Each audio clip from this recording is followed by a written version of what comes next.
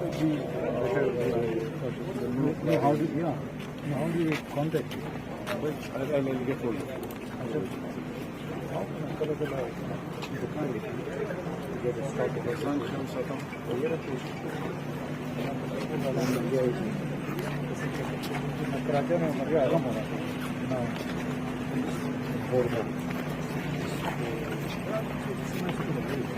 السلام علیکم شریار بھائی.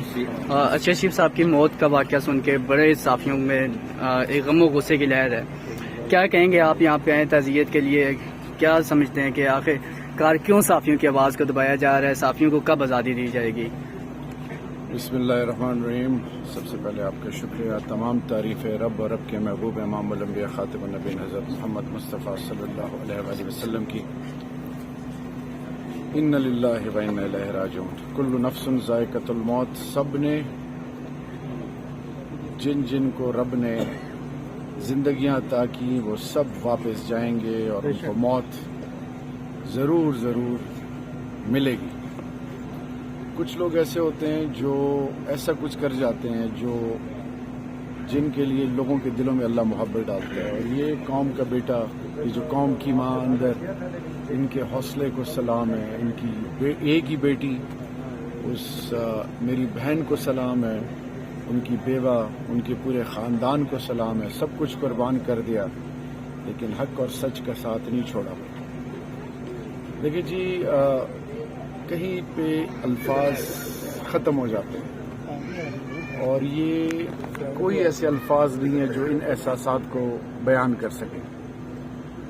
صرف میں اتنا کہنا چاہوں گا کہ میں نے 3 بجے سے لے کر 6:30 تک 3.5 گھنٹے میں، مراد، کاشف عباسی اور عدیل راجہ اور علی اور عثمان، یہ سارے ہم امی کے ساتھ تھے. تو اس وقت جو میں نے ان کا حوصلہ دیکھا اور اب جو ان کا حوصلہ دیکھا تو قوم کی ماؤں کو سلام ہے. اور وہ تمام حق اور سچ پر جو کھڑے ہیں اور جو اپنی اولادوں کو تربیت دیتے ہیں، کیونکہ شہادت میراث اہل بیت ہے. بڑی خوش قسمت ہے وہ ماں جن کے دونوں بیٹے شہید ہوئے کہ ہم نے سچ کو نہیں چھوڑنا. اور آج پوری پاکستانی قوم ایک خوددار قوم کی طرح الحمدللہ ایک قوم بنی ہوئی ہے، سیسا پلائی ہوئی دیوار بنی ہے. اور یہ قوم کا بیٹا تھا اور قوم کے بیٹے کے لیے پورے پاکستان کی ہر بزرگ، ہر ماں، ہر گھر میں ہر بچے اور بچی کی آنکھیں نم ہیں. اور اسی طرح وہ شہداء جو میرے armed forces, civil armed forces یا کسی بھی گھر کا عام بچہ یا بچی، عام لوگ جب مارے جاتے ہیں تو اب میرے خیال میں اس چیز کا رکنا چاہیے. اور باقی بات یہ ہے کہ اس دنیا میں جب حق اور سچ کا علم بلند کرو گے تو آزمائے جاؤ گے. ہم الحمدللہ عہد کیے ہوئے ہیں کہ ہم نے حق اور سچ بولنا ہے، ظالم کے خلاف کھڑے ہونا ہے، مظلوم کے سر پہ ہاتھ رکھنا ہے. یہی فلسفہ حسین ہے. اور آواز کوئی نہیں بند کر سکتا. ایک کو بند کرو گے تو رب کی یہ قدرت ایسی ہے کہ 10 آوازیں اور اٹھیں گی. 10 آوازوں کو بند کرو گے تو 100 آوازیں اٹھیں گی. اور یہ ظلم اور جبر کا جو نظام ہے یہ کبھی بھی نہیں چلتا. میرے خیال میں اب اللہ کے فضل سے سوشل میڈیا کی برکت سے آواز دب نہیں سکتی، کوئی کسی کو روک نہیں سکتا. اب وقت ہے کہ ہم ایسی اور مائیں جن کے سپوت اور وہ بہنیں جن کے گھر والے ہسبینڈ، وہ بچے جو جن کے والدین حیات ہیں، ان کے لیے سوچیں اور اس ملک کو ایک ایسی قوم بنائیں کہ جو اپنے لوگوں کو تو چھوڑیں، ملک کے ذرے ذرے کی حفاظت اپنے ایمان سمجھیں. اور جہاں تک بات ہے ارشد شریف شہید کی، اس کی جوڈیشل کمیشن بن کے انکوائری ہونی چاہیے.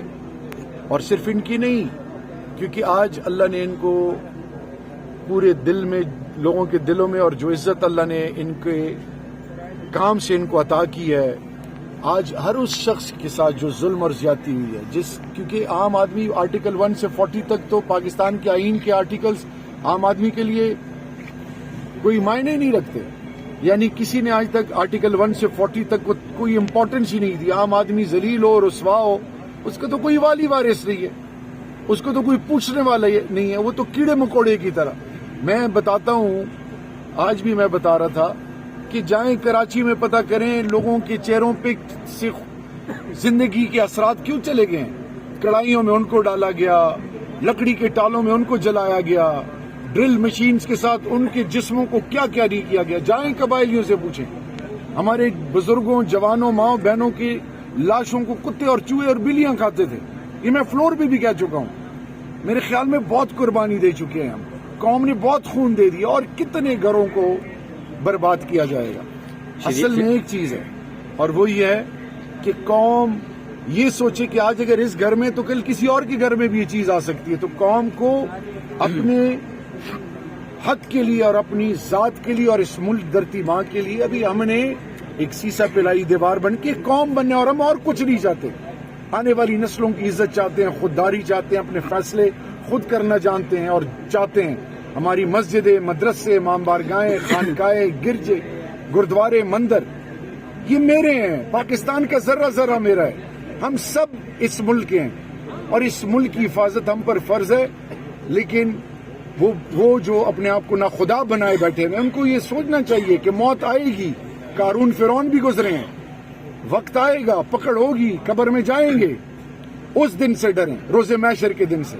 شجاعت صاحب یہ بتایا جا رہا ہے کہ وہ ایک پولیس مقابلے میں مانا جا رہا ہے, وہ شہید کر دیا گیا ہے. تو کیا آپ سمجھتے ہو کہ شہادت کو ایک اور ٹویسٹ دیا جا رہا ہے؟ کسی کی شہادت کے ساتھ کھلواڑ نہیں ہونا چاہیے. یہ اپنی طرف سے مفروضے کیا کیا کیا. جائیں اس ماں سے پوچھیں, اس ماں کو سب پتہ ہے. جائیں اس کی بیوہ سے پوچھیں, ان کے گھر کے افراد سے تو پوچھیں کہ وہ کس اضطراب, کس کیفیت میں کیوں گیا پاکستان سے, یو اے ای سے کیوں گیا, کیا وجہ تھی کہ وہ کینیا پہنچا, کن مراحل سے وہ گزرا ہے. وہ بھاگ رہا تھا بیچارہ, بھاگ رہا تھا, اور 27 کو ابھی شاید وہ کچھ دنوں میں آ بھی جاتا. 27 کو ان کا کیس بھی تھا سپریم کورٹ میں. تو باقی دیکھیں, رب جانے, حقیقت رب سے کوئی چیز چھپی نہیں ہوئی. انسانوں سے چھپا لے گا بندہ, بدنیتی کرنی ہو کر لو انسانوں سے, لیکن رب سے تو نہیں ہوتی نا. تو رب کے دربار میں دیر ہے اندھیر نہیں.